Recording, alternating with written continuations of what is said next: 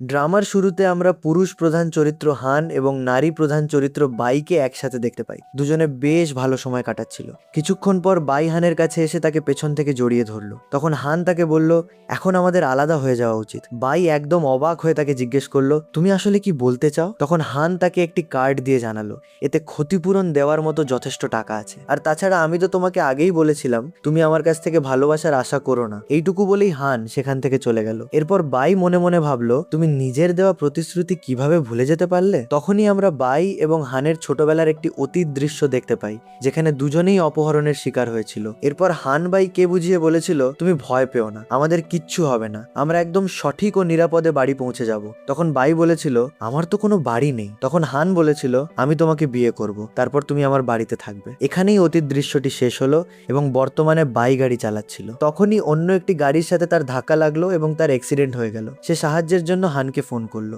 কিন্তু হানের ফোনটি তার বান্ধবী মিং এর কাছে ছিল এবং সে ফোনটা কেটে দিল। তখনই হান সেখানে এসে জিজ্ঞেস করলো, কার ফোন এসেছিল? তখন মিং কথাটা এড়িয়ে যাওয়ার জন্য পেট ব্যথার বাহানা করলো এবং হান তাকে নিয়ে হাসপাতালের দিকে রওনা হয়ে গেল। অন্যদিকে আমরা একটি ধনী পরিবারের ভাইদের দেখতে পাই। মেজো ভাই কিয়াও তার বড় ভাই জিয়াংকে জানালো, আমাদের হারিয়ে যাওয়া বোনের সন্ধান পাওয়া গেছে। তখনই তারা তাদের ছোট ভাই লিনকে ফোন করলো এবং বোনের সাথে দেখা করার জন্য হাসপাতালে ডেকে নিল। এদিকে হাসপাতালে হান মিং এর চিকিৎসা করিয়ে তাকে বাড়ি নিয়ে যাচ্ছিল।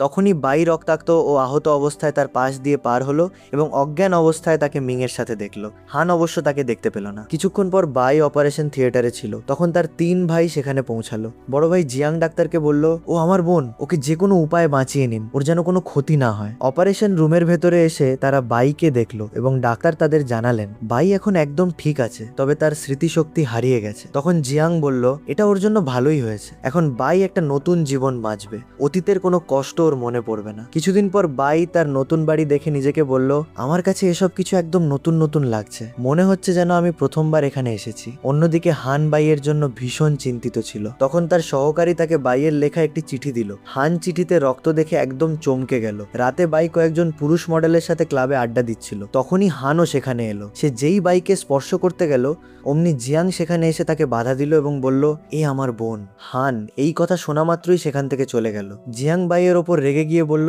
তুমি আমাকে না জানিয়ে এই পুরুষ মডেলদের সাথে মদ্যপান করতে কেন এলে? এইটুকু বলেই সে বাইকে নিয়ে সেখান থেকে চলে গেল। পরদিন সকালে বাই তার পারিবারিক হোটেলে গেল। সেখানে মিং তাকে দেখা মাত্রই খোঁচা দিয়ে কথা বলতে লাগলো। সে বলল, আমি তোমার চেয়ে অনেক ভালো, কখনো নিজের সাথে আমার তুলনা করো না, আর যত তাড়াতাড়ি সম্ভব হানের কাছ থেকে ডিভোর্স নিয়ে নাও। বাই অবাক হয়ে বলল, তুমি এসব কি বলছো? আমি তো কিছু বুঝতেই পারছি না। তখন মিং রেগে গিয়ে বলতে লাগলো, বেশি সরল সাজার নাটক করো না, তুমি তো এত বিলাসবহুল হোটেলে থাকার খরচ চালানোর যোগ্যই নও। এটা শুনে বাইয়ের ভীষণ রাগ হলো এবং সে মিংকে একটা চড় মেরে দিল। এরপর মিং ম্যানেজারকে ডেকে বলল, এই মেয়েটাকে হোটেল থেকে বের করে দিন, আমরা আপনাদের ভিআইপি অতিথি। তখন ম্যানেজার নিরাপত্তারক্ষীদের আদেশ দিল, মিস মিং এবং তার বন্ধুদের বাইরে বের করে দাও। মিং রেগে গিয়ে বলল, কেউ আমাকে ছোঁবে না, না হলে কিন্তু আমি মালিকের কাছে নালিশ করে দেবো। তখনই জিয়াং তার ভাইদের সাথে সেখানে এলো। মিং তাদের উদ্দেশ্য করে বলতে লাগলো, ভালোই হয়েছে আপনারা এসে গেছেন, এই মেয়েটা আপনাদের হোটেলে ঝামেলা তৈরি করছে। তখন বাই জিয়াংকে বলল, আপনার আসতে বেশ দেরি হয়ে গেল। জিয়াং জানালো, আমরা 3 জন তোমার জন্য উপহার তৈরি করছিলাম। তখনই হোটেলের কর্মীরা অনেক উপহার নিয়ে সেখানে হাজির হলো এবং কিয়াও বাইয়ের হাতে গাড়ির চাবি তুলে দিল।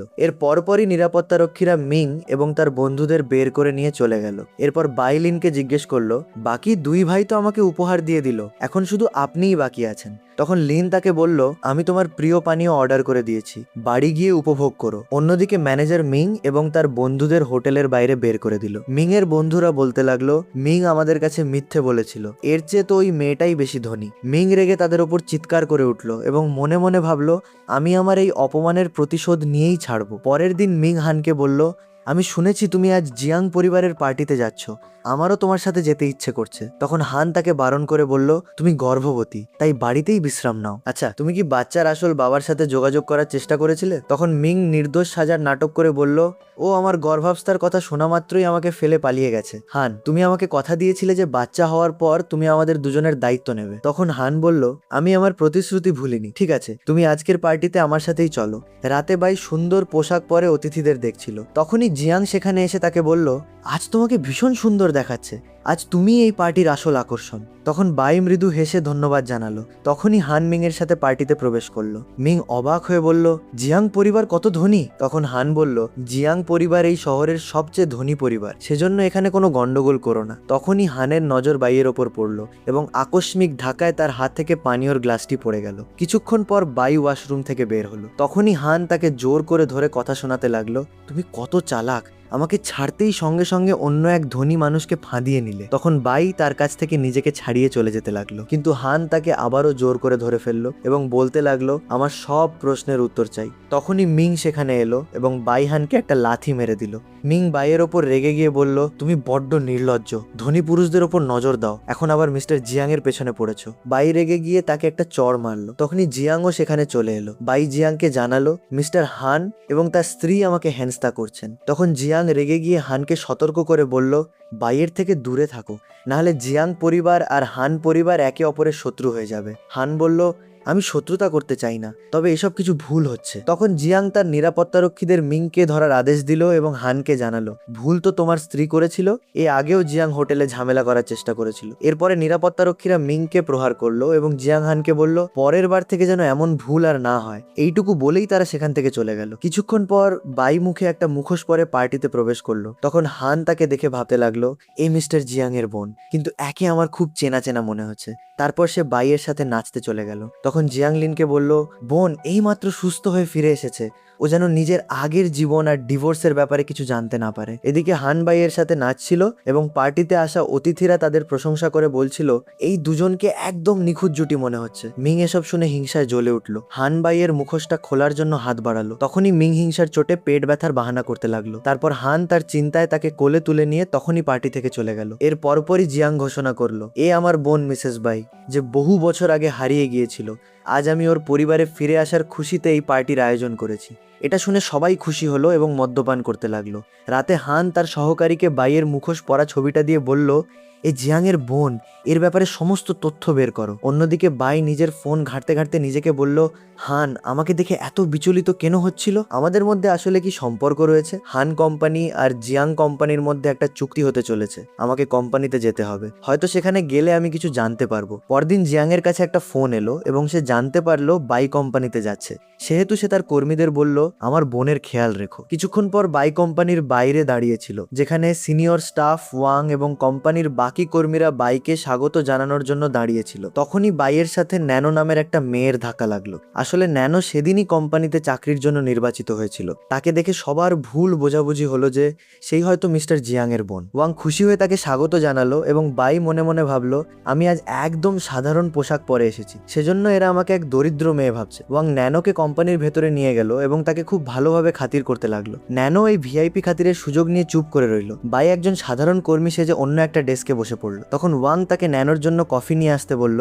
বাই বারণ করায় ওয়াং নিজেই চলে গেল। তারপর ন্যানো বাইকে কথা শোনাতে লাগলো, তুমি নিজের বসের খেয়াল রাখতে জানো না। তখন বাই তার কাছে গিয়ে তাকে বলল, তুমি এবার তোমার মিথ্যে বলা বন্ধ করো। তুমি এসব নকল পোশাক পরেছো যাতে তোমাকে ধনী দেখায়, কিন্তু আসলে তুমি আসল নয়, বরং ডুপ্লিকেট পোশাক কিনেছো। ন্যানো লজ্জার চোটে সেখান থেকে বেরিয়ে গেল এবং একপাশে গিয়ে রেগে নিজেকে বলতে লাগলো, বাই তুমি সবার সামনে আমাকে অপমান করে একদম ভালো করলে না, এর জন্য তোমাকে মূল্য চোকাতে হবে। কিছুক্ষণ পর ওয়াং বাইয়ের কাছে এসে তাকে বলল, তোমাকে মিস্টার হানের কাছে এই প্রজেক্টের সমস্ত বিবরণ দিয়ে আসতে হবে। এটা শুনে বাই মনে মনে ভাবলো, হানের ব্যাপারে জানার এটাই খুব ভালো সুযোগ। তার অফিসে গেলে আমি নিশ্চয়ই কোনো না কোনো তথ্য পেয়ে যাব। ওয়াং বলল, এত ভেবো না, যদি না পারো তাহলে চাকরি ছেড়ে দাও। তখন বাই বলল, আমি যাব, এবং তখনই সেখান থেকে বেরিয়ে গেল। তারপর ওয়াং ন্যানোর কাছে গিয়ে জানালো, আমি বাইকে একটা কঠিন কাজ দিয়েছি, সে মিস্টার হানের সাথে দেখাই করতে পারবে না। তখন ন্যানো বলল, যদি সে কাজটা পুরো করে না আসে তাহলে তাকে চাকরি থেকে বের করে দিও। অন্যদিকে বাই হানের অফিসে গেল। হান তাকে দেখে তার কাছে আসার কথা ভাবছিল। তখনই বাই তার ভাই কিয়াও এর সাথে ধাক্কা খেলো এবং হান সেখান থেকে চলে গেল। কিয়াও বাইকে জিজ্ঞেস করলো, তুমি এখানে কি করছো? তখন বাই জানালো, আমি কোম্পানিতে ইন্টার্ন হিসেবে কাজ করছি, সেজন্য প্রজেক্টের কাজে এখানে এসেছিলাম। তখন কিয়াও বলল, তুমি ইন্টার্নের পদে কেন আছো? তুমি চাইলে ম্যানেজারের পদ থেকে নিজের ক্যারিয়ার শুরু করতে পারো। বাই বলল, না, আমি নিজের যোগ্যতায় সফল হতে চাই। তারপর তারপর কিয়াও তাকে বলল, তুমি তোমার কাজ শেষ করে তাড়াতাড়ি এসো, আমি বাইরে গাড়িতে তোমার জন্য অপেক্ষা করব। এইটুকু বলে কিয়াও সেখান থেকে চলে গেল। এরপর বাই লিফটের দিকে গেল, তখন হান তাকে লিফটের ভেতরে টেনে নিয়ে তাকে চুমু খেলো এবং বলল, এখন তো তুমি সন্তুষ্ট হয়েছো নাকি এখনো তোমার অন্য পুরুষ চাই? বাই রেগে গিয়ে তাকে একটা চড় মারলো এবং তাকে শুনিয়ে দিল, তুমি বড্ড নির্লজ্জ, আর যদি আমার একের বেশি সম্পর্ক থেকেও থাকে তাহলে তাতে তোমার কি এসে যায়? হান উত্তর দিল, তুমি প্রতিবার নতুন নতুন পুরুষের সাথে ঘুরে বেড়াচ্ছ, তোমার একটু লজ্জা পাওয়া উচিত। তখনই মিং সেখানে চলে এলো। তারপর বাই হানকে বলল, আমার থেকে নজর সরিয়ে নিজের প্রেমিকার দিকে নজর দাও। এইটুকু বলেই সে সেখান থেকে চলে গেল। হানও তার পেছনে ছুটলো এবং তাকে কিয়াও এর সাথে গাড়িতে যেতে দেখে ভুল বুঝলো। বাই নিজের কোম্পানিতে ফিরে এলো, যেখানে ন্যানো তার উপর জল ফেলে নাটক করতে করতে বলল, দুঃখিত, আমি তোমাকে দেখতে পাইনি। তখন বাইও তার উপর জল ফেলে বলতে লাগলো, নিজের সীমার মধ্যে থেকো। তখন ওয়াং তাকে রেগে গিয়ে বলল, এ আমাদের বস, তুমি সম্মান দিয়ে কথা বলো। ন্যানো ওয়াংকে বলল, একে কোম্পানি থেকে বের করে দাও। তখনই হান সেখানে এসে সবাইকে বলল, ভাই আমাদের এই প্রজেক্টের সমস্ত দায়িত্ব সামলাবে, সেজন্য তোমরা তাকে চাকরি থেকে বের করতে পারো না। ওয়াং বলল, আমাদের এই যৌথ প্রজেক্টটি খুবই গুরুত্বপূর্ণ, আপনি এটা একজন ইন্টার্নের ওপর কিভাবে ছেড়ে দিতে পারেন? মিসেস ন্যানো আমাদের বস, এই প্রজেক্টটা উঁরই পাওয়া উচিত। তখন হান বলল, আমরা দুজনের প্রেজেন্টেশন দেখে নিচ্ছি, তারপর সিদ্ধান্ত নেব যে কাকে দায়িত্ব দেওয়া উচিত। কিছুক্ষণ পর সবাই মিটিং রুমে জড়ো হলো, যেখানে ন্যানো সবাইকে প্রেজেন্টেশন দেখাচ্ছিল। তখন বাই বিরক্ত হয়ে বলল, এই প্রেজেন্টেশনটা তো আমি এটা ওয়াংকে জমা দিয়েছিলাম। তখন ন্যানো মিথ্যে বলে দিল, তোমার কাছে কোনো প্রমাণ নেই, সুতরাং তুমি চুপ করে বসো। এরপরে হান ন্যানোকে বলল, তুমি প্রেজেন্টেশনের খুঁটিনাটি বিবরণ দাও। ন্যানো ভয়ে চুপ করে রইল এবং বাই খুব আত্মবিশ্বাসের সাথে সমস্ত বিবরণ দিয়ে দিল। তারপর হান তাকে এই দায়িত্বটা দিল এবং তাকে বাইরে নিয়ে এলো। তখনই সহকারী সেখানে পোশাক নিয়ে এলো। তখন হান তার কাছ থেকে পোশাকটা নিয়ে বাইকে দিল এবং তাকে বলল, তাড়াতাড়ি গিয়ে পোশাকটা বদলে নাও, তোমার পোশাক ভিজে গেছে। তারপর বাই তাকে জিজ্ঞেস করলো, আমরা কি সত্যি আগে স্বামী স্ত্রী ছিলাম? তখন হান রেগে বলল, তুমি নিজেই ডিভোর্স পেপারে সই করেছিলে। বাই কিছু জিজ্ঞেস করার আগেই মিং সেখানে চলে এলো এবং ইচ্ছে করে বাইয়ের সামনে হানকে বলল যে আমাকে গর্ভাবস্থার চেক আপ করাতে যেতে হবে। বাই এটা শুনে রেগে গেল এবং কোনো স্পষ্ট কথা না জেনেই সেখান থেকে চলে গেল। রাতে বাইয়ের মন খারাপ ছিল এবং সে নিজের ঘরে ছিল। তখন লিন সেখানে এসে তাকে জিজ্ঞেস করলো, তুমি এত উদাস কেন? বাই বলল, বিশেষ কোনো ব্যাপার নয়। তখন লিন তার মন ভালো করার জন্য তাকে একটা ক্লাবে নিয়ে গেল। হান লিন আর বাইকে একসাথে ক্লাবে যেতে দেখে একদম চমকে গেল এবং তার মনে আবারও ভুল বোঝাবুঝি তৈরি হলো। কিছুক্ষণ পর লিন আর বাই বাড়ি ফেরার জন্য বের হলো। তখন হান সেখানে এসে লিনকে কথা শোনাতে লাগলো, এ আমার মেয়ে, এর থেকে দূরে থাকো। তখনই ন্যানো আড়াল থেকে তাদের দেখে নিল এবং লুকিয়ে তাদের কিছু ছবি তুলে নিল। লিন হানকে উত্তর দিল, আগে তুমি নিজের মানুষদের মর্যাদা দিতে শেখো, তারপর কারো ওপর অধিকার ফলাতে এসো। এইটুকু বলেই সে বাইকে নিয়ে সেখান থেকে চলে গেল। পরের দিন ওয়াং একটা প্রজেক্টের ফাইল নিয়ে নারী কর্মীদের কাছে এলো এবং বলল, এটা মিস্টার রিওকে দিয়ে দিও। তখন একজন নারী কর্মী জানালো, মিস্টার রিও এর আচরণ একদম ভালো নয়, উনি মেয়েদের খুব খারাপ নজরে দেখেন। তখন ন্যানো ওয়াংকে বলল, এই কাজটা বাইকে দিয়ে দাও। কিছুক্ষণ পর বাই নিজের ডেস্কে এলো। তখন সে প্রজেক্টের ফাইলটা পেলো এবং তাকে বলা হলো যে তুমি মিস্টার রিওকে এই ফাইলটা দিয়ে এসো। বাই সেই ফাইলটা নিয়ে রিও এর কাছে গেল। রিও ফাইলটা নিয়ে তাকে মদ্যপান করতে বলল। বাই মদ্যপান করতেই অজ্ঞান হয়ে গেল। তারপর রিও তাকে সোফায় শুইয়ে নিজের শার্টের বোতাম খুলতে লাগলো। তখনই হান সেখানে এসে তাকে মারধর করলো এবং বাইকে নিয়ে সেখান থেকে চলে গেল। হোটেল রুমে যেতেই বাই নিজের ওপর নিয়ন্ত্রণ হারিয়ে ফেললো এবং হানকে চুমু খেতে লাগলো। তারপর দুজনে একসাথে রাত কাটালো। পরদিন সকালে বাই উঠে হানকে বলল, গত রাতে তুমি আমাকে সাহায্য করেছো, তার জন্য ধন্যবাদ। এইটুকু বলেই সে নিজের পোশাক পরে নিল এবং তাকে টাকা দিতে লাগলো। তখন হান বলল, আমাকে কি তোমার কোনো পুরুষ মডেল মনে হচ্ছে যে তুমি আমাকে টাকা দিচ্ছ? তখন বাই তাকে বলল, আমি কারো উপকার বাকি রাখি না, এবং তাকে টাকা দিয়ে তখনই সেখান থেকে বেরিয়ে গেল। লিফটে যেতেই সে অনুশোচনা করতে করতে নিজেকে বলল, আমি এটা কি ভুল করে ফেললাম? হান তো মিংয়ের অনাগত সন্তানের বাবা, আমার নিজের ওপর নিয়ন্ত্রণ রাখা উচিত ছিল। এরপরে বাই কোম্পানিতে গেল এবং ন্যানোর ওপর রেগে গিয়ে বলল, তুমি ইচ্ছে করে আমাকে ওই রিও এর কাছে পাঠিয়েছিলে। তখন ন্যানো উত্তর দিল, তুমি এই রকম আচরণেরই যোগ্য। যা শুনে বাইয়ের প্রচন্ড রাগ হলো এবং সে ন্যানোকে একটা চড় মেরে দিল। তারপর ন্যানো ওয়াংকে বলল, বাইকে কোম্পানি থেকে বের করে দিন। তখনই হান সেখানে এসে সতর্ক করে বলল, কেউ যেন বাইকে বের করে দেওয়ার কথা না ভাবে, বাই আমাদের প্রজেক্টের ইনচার্জ। তখন ন্যানো তার ওপর মিথ্যে অপবাদ দিতে লাগলো। বাই একসাথে দুজনের সাথে সম্পর্ক রাখছে, একাধারে ও আমার তৃতীয় ভাই লিনকে ডেট করছে আর অন্যদিকে মিস্টার হানকে। এইটুকু বলে সে সবাইকে তাদের লুকিয়ে তোলা ছবিগুলো দেখালো। তখন হান রেগে গিয়ে তাকে বলল, তুমি বাইয়ের কাছে ক্ষমা চাও, না হলে আমি আমাদের এই যৌথ প্রজেক্ট বাতিল করে দেব।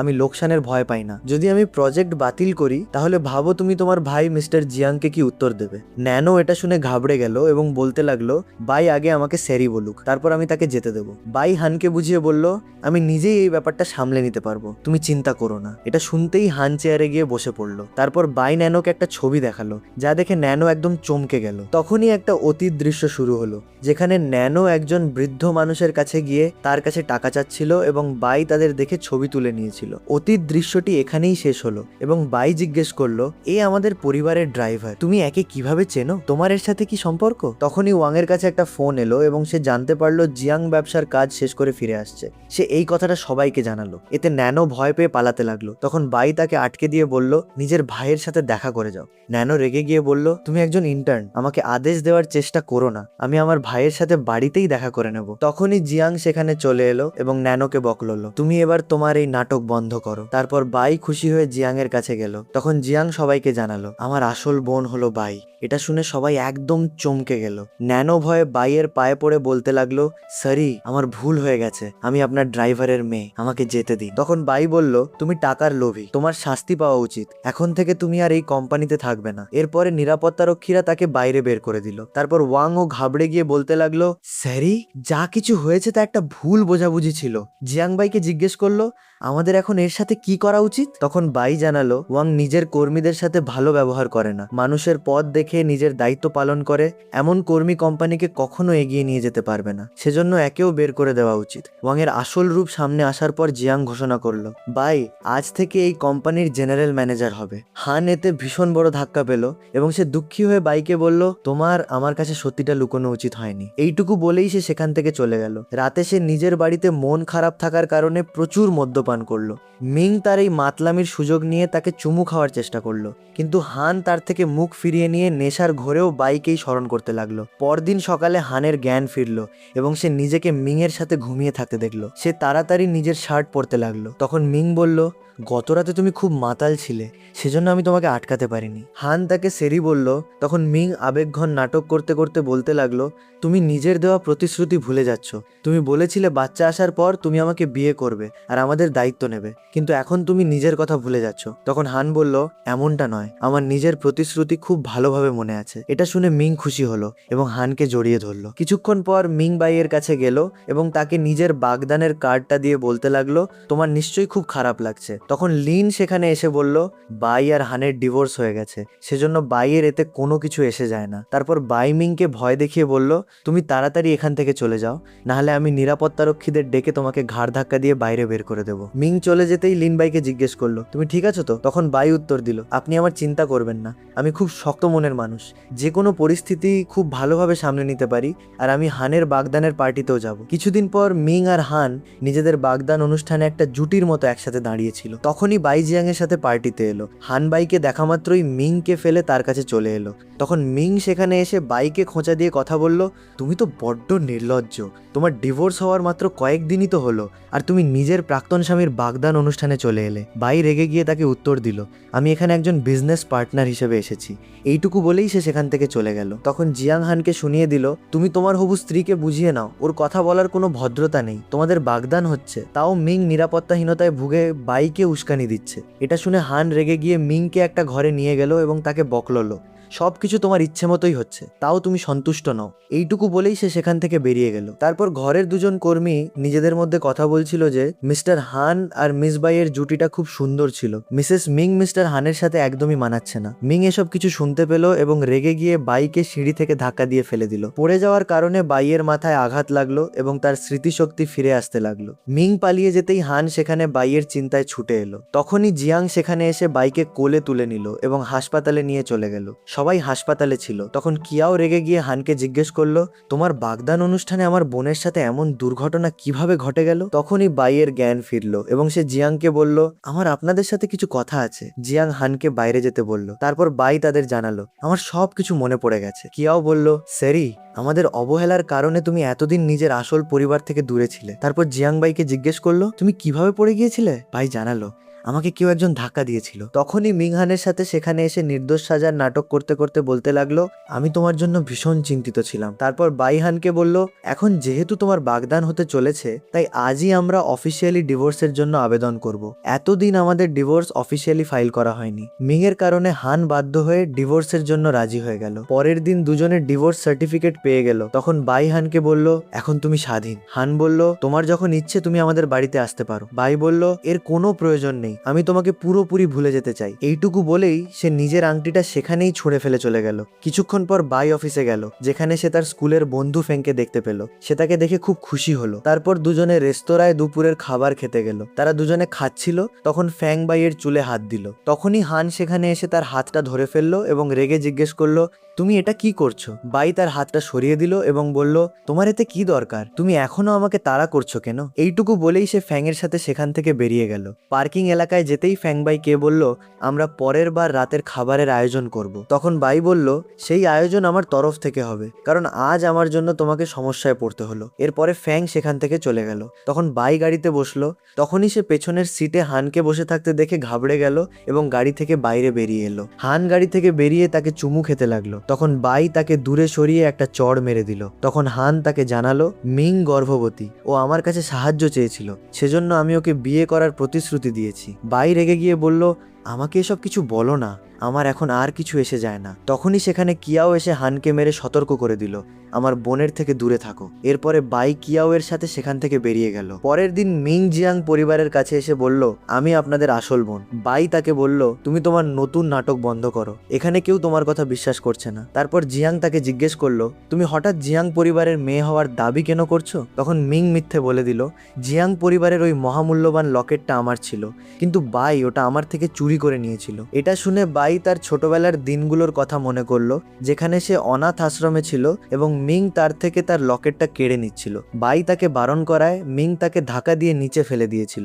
অতীত দৃশ্যটি শেষ হলো এবং মিং বলল, আমার মনে আছে দাদু ওই লকেটটা দিয়েছিলেন, কিন্তু ও আমার থেকে ওটা কেড়ে নিয়েছিল। তখন জিয়াং বলল, এখন পরীক্ষার পরেই আসল সত্যিটা জানা যাবে। পরের দিন অনাথ আশ্রমের মালিক বাড়িতে এলো এবং মিথ্যে বলে দিল যে মিংই জিয়াং পরিবারের আসল মেয়ে। বাই তাদের বলল, আপনারা মিথ্যে কেন বলছেন? ওই লকেটটা ছোটবেলা থেকেই আমার কাছে আছে, আপনাদের তো সব জানাই আছে। তখনই পরীক্ষার রিপোর্ট এলো, যাতে লেখা ছিল মিংই জিয়াং পরিবারের মেয়ে। এটা শুনে সবাই একদম চমকে গেল। জিয়াং অবশ্য বুঝতে পারলো যে মিং কোনো চাল চেলেছে।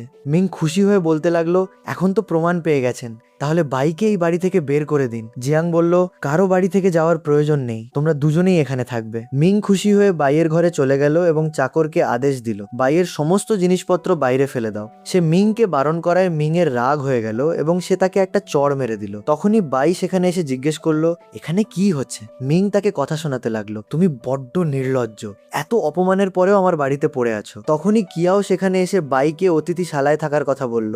বাই দুঃখী হয়ে বলল, এর কোনো প্রয়োজন নেই, আমি ছেড়ে চলে যাব। বাই যেই নিজের জিনিসপত্র নিয়ে যেতে লাগলো, মিং তার ব্যাগটা ধরে বলল, এই সমস্ত জিনিস তুমি জিয়াং পরিবারের টাকায় কিনেছো, সেজন্য তোমাকে এসব এখানেই রেখে যেতে হবে। কিয়াও রেগে মিংকে বলল, তুমি তোমার ঘর পেয়ে গেছো, সুতরাং আর ঝামেলা তৈরি করো না। এরপরে বাই নিজের জিনিসপত্র নিয়ে বাড়ি থেকে বেরিয়ে গেল। বাই দুঃখী মনে রাস্তায় হাঁটছিল, তখনই কিছু গুন্ডা সেখানে এসে তাকে উত্ত্যক্ত করতে লাগলো। বাই খুব ভয় পেয়ে গেল। তখনই হান সেখানে এসে তাকে বাঁচিয়ে নিল এবং কোলে তুলে গাড়িতে বসালো। বাই বলল, ধন্যবাদ, আমাকে কাছের কোনো হোটেলে নামিয়ে দাও। তখন হান বলল, তুমি আহত আছো, সেজন্য হোটেলে থাকবে না। তারা বাড়ি পৌঁছালো। তখন হান বাইকে কোলে তুলে বিছানায় বসালো এবং তার আঘাতে ওষুধ লাগিয়ে সেখান থেকে চলে গেল। তারপর বাইয়ের নজর তাদের বিয়ের ছবির ওপর পড়লো। সে ছবিটা দেখে মৃদু হাসলো। তখনই সেখানে হানের মা স্যুপ নিয়ে এলেন। তখন বাই তাকে জিজ্ঞেস করলো, এসব কিছু আপনারা সরিয়ে দেননি কেন? মা জানালেন, মিস্টার হান আপনার জিনিসপত্র সরাতে বারণ করেছিলেন, সেজন্য এই ঘরে আপনার সমস্ত জিনিসপত্র আগের মতোই রয়ে গেছে। এটা শুনে বাই হাসলো। পরের দিন বাই অফিসে গেল। তখন সে মিংকে তার ক্যাবিনে বসে থাকতে দেখলো। সে মিংকে জিজ্ঞেস করলো, তুমি এখানে কি করছো? তখন মিং তাকে সবার সামনে কথা শোনাতে লাগলো, তুমি বড্ড লোভী, টাকার জন্য জিয়াং পরিবারের পেছনে পড়েছিলে, এখন যখন ওদের আসল মেয়ের কথা জানা গেছে তখন এসব কিছু আমার বাই বলল, আমি একটা গুরুত্বপূর্ণ প্রজেক্টে কাজ করছি, আমাকে প্রজেক্টটা শেষ করতে দাও, আমি নিজেই পদত্যাগ করে দেব। মিং তার মুখের ওপর নিজের ব্ল্যাক কার্ডটা ছুঁড়ে ফেলে বলল, তোমার যত টাকা চাই তুমি এখান থেকে নিয়ে নাও আর আমার অফিস থেকে বেরিয়ে যাও। বাই বারণ করে করায় মিং রেগে তার সমস্ত জিনিসপত্র নিচে ফেলে দিল। তখনই হান এসে বাইকে সেখান থেকে নিয়ে যেতে লাগলো। তখন মিং তাকে আটকে জিজ্ঞেস করলো, তুমি প্রতিবার বাইকে সাহায্য করতে কেন চলে আসো? হান উত্তর দিল, আমাদের বাগদান হয়নি, এখন আমি তোমার সাথে করা প্রতিশ্রুতি পালন করতে পারবো না। তুমি এক ধনী পরিবারের মেয়ে, তোমার এখন আর সাহায্যের প্রয়োজন নেই। মিং জেদ করতে লাগলো, আমি তোমাকে খুব ভালোবাসি, বাই খুব স্বার্থপর, তুমি ওকে ছেড়ে দাও। তখন হান উত্তর দিল, তুমি এখন বদলে গেছো, তোমার এখন শুধু টাকা দিয়েই সেজন্য আমি তোমার সাথে থাকতে পারবো না। তখনই জিয়াংও সেখানে চলে এলো। মিং বলল, ভাই আপনি বাইকে অফিস থেকে বের করে দিন। বাই বলল, আমি প্রজেক্ট শেষ হতেই চলে যাব। তখন জিয়াং বলল, তোমার কোথাও যাওয়ার প্রয়োজন নেই, তুমি প্রজেক্টে খুব পরিশ্রম করেছো, সেজন্য তুমি জেনারেল ম্যানেজারের পদ পাওয়ার যোগ্য। মিং চিন্তিত হয়ে বলল, আমি আপনার আসল বোন আর ও একজন বাইরের লোক, আপনারা ওকে সাহায্য করবেন না। তখন জিয়াং রেগে গিয়ে বলল, তুমি আগে ব্যবসার ব্যাপারে পড়াশোনা করে এসো, তারপরে আমাকে আমার দায়িত্ব শেখাবে। তুমি বাইকে অপমান করেছো, সেজন্য তোমাকে ওর কাছে স্যারি বলতে হবে, না হলে আমি তোমাকে বাড়ি থেকে বের করে দেবো। মিং বাধ্য হয়ে স্যারি বলল এবং সেখান থেকে চলে গেল। রাতে বাই বিশ্রাম নিচ্ছিল, তখনই হান তার পাশে এসে শুয়ে পড়ল। বাই ঘাবড়ে গিয়ে চিৎকার করে উঠল। তখন হান উঠে দাঁড়িয়ে বলল, ভয় পেও না, আমি আছি। বাই বলল, তুমি আমার ঘরে কি করছো? নিজের ঘরে যাও। তখন হান তার কাছে এসে বলল, এখন আমি তোমার থেকে দূরে থাকতে পারবো না। এমন সময় মা এলেন। তখন বাই হানকে জানালো, তোমার মা এসেছেন। হান তার কথাকে পাতাই দিল না এবং তাকে চুমু খেলো। পরের দিন বাই নিজের কেবিনে প্রজেক্টের ব্যাপারে ফোনে আলোচনা করছিল। তখনই মিং সেখানে লুকিয়ে তার কথা শুনতে লাগলো। বাই তাকে দেখে নিল এবং জিজ্ঞেস করলো, তুমি এখানে কি করছো? মিং বলল, এটা আমার অফিস, আমি যেখানে খুশি সেখানে যেতে পারি। কিছুক্ষণ পর মিং বাইয়ের কেবিনে গিয়ে প্রজেক্টের নথিপত্র চুরি করলো। তখনই বাই সেখানে এসে তার থেকে প্রজেক্টটা নিয়ে নিল এবং বলল, আমি জানতাম তুমি কোনো না কোনো গন্ডগোল করবেই, আমি তোমার নামে নালিশ করে দেব। মিং বলল, আমার ভাইয়েরা তোমার কথা বিশ্বাস করবে না। এইটুকু বলে সে নিজের মাথাটা টেবিলে ঠুকলো, যার ফলে তার চোট লাগলো। তখনই তিন ভাই সেখানে এলো।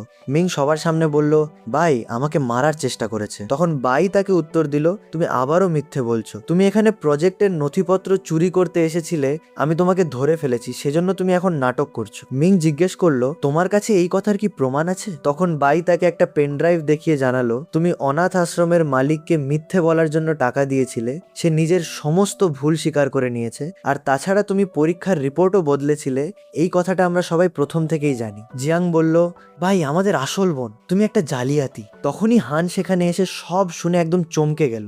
মিং ঘাবড়ে গিয়ে বলল, তোমরা সবাই এতদিন নাটক করছিলে? তখন বাই উত্তর দিল, আমি জানি সেদিন তুমিই আমাকে সিঁড়ি থেকে ধাক্কা দিয়েছিলে, তুমি অনেকবার আমাকে মারার চেষ্টা করেছো। হান এটা শুনে খুব দুঃখ পেল। সে মিং এর কাছে এসে জিজ্ঞেস করলো, তুমি এটা কেন করলে? মিং প্রায় উন্মাদ হয়ে উত্তর দিল, ভাই আমার সাথেই অনাথ আশ্রমে বড় হয়েছে, তাহলে ওর ভাগ্য এত ভালো কিভাবে হতে পারে? ও একটা বিলাসবহুল জীবন কাটাচ্ছে আর আমি দরিদ্র। হান দুঃখ পেয়ে কাঁদতে লাগলো, কারণ মিংকে সে নিজের খুব ভালো বন্ধু মনে করত। মিং হানকে বলল, তুমি আমার পাশে থাকার প্রতিশ্রুতি দিয়েছিলে, সেজন্য আমাকে সাহায্য করো। হান বাধ্য হয়ে বাইকে বলল, মিংকে ক্ষমা করে দাও। তখন কিয়াও রেগে হানকে মারলো। জিয়াং বলল, মিং অনেক ভুল করেছে, ওর তো জেলে থাকা উচিত। তারপর বাই বলল, আমি ওকে যেতে দেবো যদি ও হাঁটু গেড়ে বসে নিজেকে চড় মারে তবে। এইটুকু বলেই সে মিংকে একটা চড় মারলো এবং হানকে বলল, তুমি তোমার সমস্ত লভ্যাংশ জিয়াং গ্রুপের নামে লিখে দাও, তাহলে আমি মিংকে যেতে দেবো। হান রাজি হয়ে গেল। তারপর মিং হাঁটু গেড়ে বসে নিজেকে চড় মারলো। এরপরে বাই সেখান থেকে চলে গেল। জিয়াং হানকে খোঁচা দিয়ে বলল, এত কিছু হওয়ার পরেও তুমি মিংকে সমর্থন করছো,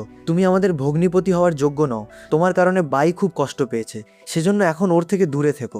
এইটুকু বলেই সেও সেখান থেকে চলে গেল। তারপর মিং হানকে পেছন থেকে জড়িয়ে ধরলো। তখন হান তার থেকে দূরে সরে গিয়ে তাকে বলল, আমি আমার প্রতিশ্রুতি পূরণ করেছি, আমি শেষবারের মতো তোমাকে সাহায্য করে দিলাম, এখন তুমি আমার পেছনে এসো না, কারণ আমি তোমাকে বিয়ে করতে পারবো না। এইটুকু বলেই হান তখনই বাইয়ের পেছনে যাওয়ার জন্য বের হলো। সে বাইয়ের গাড়ির কাছে এসে তাকে বোঝানোর চেষ্টা করলো, তুমি আমাকে আবারও ভুল বুঝছো। বাই বলল, আমি তোমার সাথে কোনো কথা বলতে চাই না, আর সেখান থেকে বেরিয়ে গেল। তারপর কিয়াও হানের ওপর হামলা করে তাকে অজ্ঞান করে দিল এবং নিজের নিরাপত্তারক্ষীদের বলল, এ আমার বোনকে খুব কাঁদিয়েছে, তোমরা একে খুব ভালোভাবে একটা শিক্ষা দাও। অন্যদিকে মিং ফ্যাং এর কাছে গেল এবং তাকে জানালো, জিয়াং পরিবার আমার মিথ্যে ধরে ফেলেছে। ফ্যাং জিজ্ঞেস করলো, এখন আমরা কি করব? তখন মিং উত্তর দিল, তুমি চিন্তা করো না, হান আর বাইয়ের ব্রেকআপ হয়ে গেছে, আমি আমাদের বাচ্চার মাধ্যমে হানকে নিজের দিকে টেনে নেব, তারপর আমাদের বাচ্চাই হান গ্রুপের মালিক হয়ে যাবে। এটা শুনতেই ফ্যাং তাকে জড়িয়ে ধরলো। পরের দিন বাই পার্কিং এলাকায় ছিল। তখনই হান সেখানে দাঁড়িয়ে ছিল। সে হানের মুখটা হাঁ করিয়ে জিজ্ঞেস করলো, তোমার কি হয়েছে? তখন হান জানালো, তোমার ভাই তোমার খুব খেয়াল রাখে, ওই আমার এই অবস্থা করেছে। বাই মৃদু হেসে বলল, আমার অফিসে যাওয়ার জন্য দেরি হয়ে যাচ্ছে আর সেখান থেকে চলে গেল। কেবিনে পৌঁছাতেই জিয়াং তাকে জানালো, আমি তোমার জন্য একজন যোগ্য ছেলে খুঁজছি। তখন বাই উত্তর দিল, আমাকে প্রজেক্টে মনোযোগ দিতে হবে, আমার কাছে এসব জিনিসের জন্য সময় নেই। তখনই ফেং সেখানে এসে বাইকে কফি দিল। জিয়াং তাকে দেখে জিজ্ঞেস করলো, তুমি কে? তখন ফেং ভালো সাজার নাটক করে বলল, আমি নতুন কর্মী আর আমি বাইয়ের খুব ভালো বন্ধুও বটে। এইটুকু বলে সে কেবিন থেকে বের হলো এবং বাইরে দাঁড়িয়ে লুকিয়ে কথা শুনতে লাগলো। জিয়াং বাইকে বলল, ও তোমার জন্য একদম ঠিক আছে। তখন বাই বলল, আপনারা দয়া করে আবারও আমার পেছনে পড়বেন না, আমি এখন কাউকে ডেট করতে চাই না। রাতে ফ্যাং বাইকে তার বাড়ির বাইরে নামিয়ে দিল। তখন বাই তাকে ধন্যবাদ জানিয়ে বাড়ির ভেতরে চলে গেল। তারপর ফ্যাং ও সেখান থেকে রওনা হলো। তখনই হান তাকে অনুসরণ করলো। ফ্যাং নিজের বন্ধুদের কাছে পৌঁছালো। তখনই হান তাকে জিজ্ঞেস করলো, তুমি আবার কেন ফিরে এসেছো? ফ্যাং বলল, আমি তোমার তুতো ভাই, তাও হান পরিবার আমাকে আর আমার মাকে বাড়ি থেকে বের করে দিয়েছিল, তাহলে এখন তুমি কোনো অধিকারে আমাকে প্রশ্ন করছো? হান বলল, তুমি অনেক ভুল করেছিলে। তখন ফ্যাং তাকে নিজের বিজনেস কার্ড দেখিয়ে বলল, এখন আমি জিয়াং গ্রুপের সাথে যুক্ত হয়ে গেছি। হান এটা শুনে রেগে গেল এবং তার কলার ধরে হুমকি দিল, তুমি বাইয়ের থেকে দূরে থাকবে, না হলে আমি তোমাকে ছাড়বো না। মিং লুকিয়ে জানালা থেকে তাদের দেখছিল এবং নিজেকে বলল, হান এখানে কেন এসেছে? ওর ফেংয়ের সাথে কি কাজ? পরের দিন হান বাইয়ের কাছে গিয়ে তাকে জানালো, কিছুদিনের মধ্যে আমার দাদুর জন্মদিন, সেজন্য আমি তোমাকে আমন্ত্রণ জানাতে এসেছি। বাই বলল, আমি পার্টিতে যাব না, আমার অনেক কাজ আছে। তখন হান তাকে সম্পত্তির নথিপত্র দিয়ে জানালো, আমি আমার অর্ধেক সম্পত্তি তোমার নামে লিখে দিয়েছি, এটা আমাদের ডিভোর্সের পরের ক্ষতিপূরণ। বাই জিজ্ঞেস করলো, আমাদের তো চুক্তির বিয়ে ছিল, তাহলে এসব কেন করছো? তখন হান উত্তর দিল, যদিও আমরা চুক্তির বিয়ে করেছিলাম, কিন্তু আমার অনুভূতি একদম সত্যি ছিল। এইটুকু বলেই সে সেখান থেকে চলে গেল। তখনই ফ্যাং সেখানে এসে বাইকে বলল, তুমি আমার প্রেমিকা হওয়ার নাটক করো, আমার দাদুর শরীর একদম ভালো থাকে না, এটা ওর শেষ ইচ্ছে, সেজন্য আমার তোমার সাহায্য চাই। বাই তার এই ফাঁদ বুঝতে পারলো না এবং তাকে হ্যাঁ বলে দিল। কিছুদিন পর বাই ফ্যাংয়ের সাথে গেল এবং হানের পুরনো বাড়ি দেখে একদম চমকে গেল। তারপর সে ফ্যাংকে জিজ্ঞেস করলো, তুমি হান পরিবারের লোক? ফ্যাং বলল, আমাকে সাহায্য করো, এখন তুমি আর পিছিয়ে যেতে পারো না। বাই গাড়ি থেকে বাইরে বেরিয়ে তাকে বলল, আমি হানের প্রাক্তন স্ত্রী, আমি হান পরিবারের সামনে এই নাটক করতে পারবো না। তখন ফ্যাং তার হাত ধরে জোর করে বলতে লাগলো, আজ তুমি আমার প্রেমিকা হয়েই এসেছো। তখনই হান সেখানে এসে বাইকে ফ্যাংয়ের থেকে দূরে সরিয়ে দিল এবং তাকে সতর্ক করে দিল, তুমি বাইকে জোর করো না, নাহলে আমি দাদুকে সব কথা বলে দেব। তখনই সেখানে হানের খালামণি লিলি এলেন এবং হানকে বললেন, তুমি এই নালায়েকের সাথে তর্ক করো না, এ প্রথম থেকেই পরিবারের ক্ষতি করে আসছে। এরপরে হান বাইকে নিয়ে বাড়ির ভেতরে চলে গেল। তখন দাদু বাইকে জিজ্ঞেস করলেন, তুমি হানকে আবার কবে বিয়ে করছো? বাই উত্তর দিল, আমি এখানে জিয়াং পরিবারের তরফ থেকে এসেছি, বিয়ের আমার কোনো ইচ্ছে নেই। এইটুকু বলেই সে দাদুকে উপহার দিল, যাতে দাদু খুব খুশি হলেন। তারপর খালামণি লিলি বললেন, বাই খুব ভালো মেয়ে, আমাদের হানের জন্য একদম নিখুঁত। এরপরে তারা সবাই রাতের খাবার খাওয়ার জন্য উঠে সেখান থেকে চলে গেল। তখন বাই হানকে বলল, আমি ওয়াশরুম থেকে আসছি। সে যেতেই ফেং বলতে লাগলো, বাইকে আমি নিজের করেই ছাড়বো। তখন হান তাকে একটা চড় মারলো এবং তার কলার ধরে বলল, বাই শুধু আমার, আজ নয়তো কাল ওর সমস্ত ভুল বোঝাবুঝি দূর হয়ে যাবে। তখনই বাই সেখানে এসে ফেংকে একটা চড় মারলো এবং বলল, তোমার পরিকল্পনা কখনো সফল হবে কেন না। এইটুকু বলেই সে বেরিয়ে গেল। তখন ফ্যাং ও তার পেছনে এলো এবং বলল, তুমি আমার কথা মেনে নাও, না হলে তোমাকে এর জন্য মূল্য চোকাতে হবে। বাই বারণ করায় ফ্যাং তাকে অজ্ঞান করে অপহরণ করে নিল। কিছুক্ষণ পর সে তাকে নিজের বাড়ির একটা ঘরে বন্ধ করে দিল এবং বলল, তুমি যদি আমার না হও তাহলে আমি তোমাকে অন্য কারো হতে দেব না। অন্যদিকে হান চিন্তিত হয়ে জিয়াং এর কাছে গেল এবং তাকে জানালো বাই অপহরণ হয়ে গেছে। জিয়াং রেগে গিয়ে বলল, তুমি ওর জন্য সবসময় অমঙ্গল ডেকে এনেছো। তখনই কিয়াও সেখানে এসে জানালো, আমি বাইকে অনেক খুঁজেছি কিন্তু ওর কোথাও কোনো সন্ধান মিলছে না। তখন লিন এসে জানালো তাকে শেষবার ফেংয়ের সাথে দেখা গিয়েছিল। কিছুক্ষণ পর হান আর কিয়াও ফেংয়ের কাছে গেল। হান ফেংকে জিজ্ঞেস করতে লাগলো, বাই কোথায়? তখন ফেং বলল, আমি জানি না, ও আমার সাথে নেই। তখন কিয়াও তাকে রেগে বলল,